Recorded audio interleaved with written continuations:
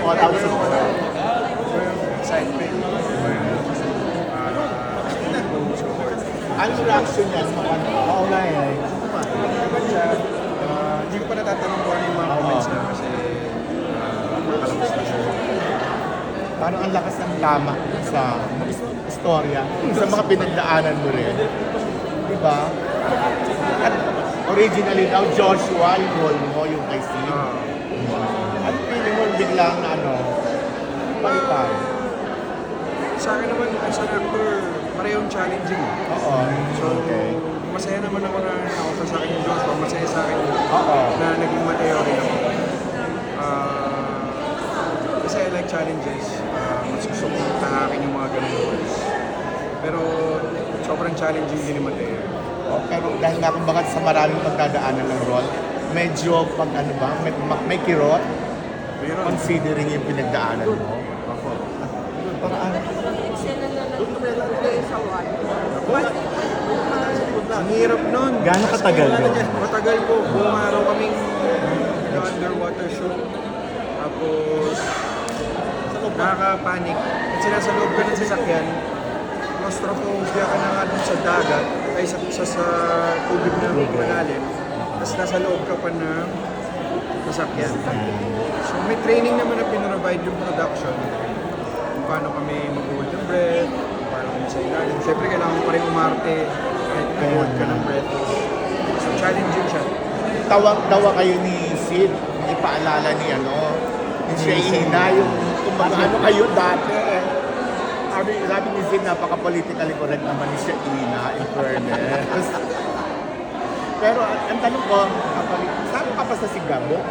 Opo. Kailan pa ba yun? Nag-dating na po kami nun. Full din yung role mo ron. Ano po? Secret pa po.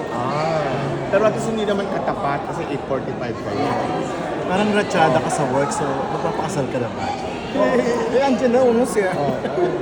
Isa sa mga goals ko yan. Talaga. For this year, next year. For this year?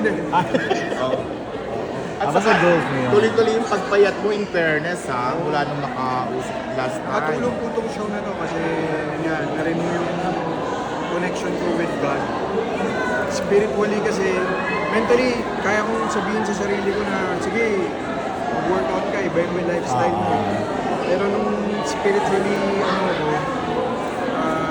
parang reconnected, mas kinaya ko yung hindi na ako kumakain ng sugar, hindi na ako masyadong nagkakarni pork, wala na akong alak, walang soft drinks, and malinis na lifestyle, and araw-araw almost akong nag-workout.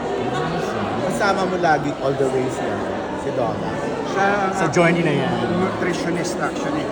Siya yung pag nagpa-fast ako, nagtatago ng pagkain, nagpe-prepare ng mga tubig na may electrolytes. Basta lahat siya tumulong sa akin sa journey na 15 pounds na siya. Kasi diba, konti lang napanood namin pero parang all about second chances. Parang nagkaroon ka ng clean slate, diba? Dahil acid blood. Wala rin, wala ka pa rin sa gano'n. Second chances. Oo naman, kasi lahat tayong tao, meron tayong pinagdadaanan, meron tayong pagdadaanan na binibigay sa atin ng Diyos para ma-prepare tayo sa blessings na. So minsan, hindi na tayo nagiging victorious dun sa pinagdadaanan na minsan nag-fail tayo. So, bakit di tayo magbibigay ng second chances? Kung ganun din naman yung sinusulat na destiny sa atin ng Panginoon. God.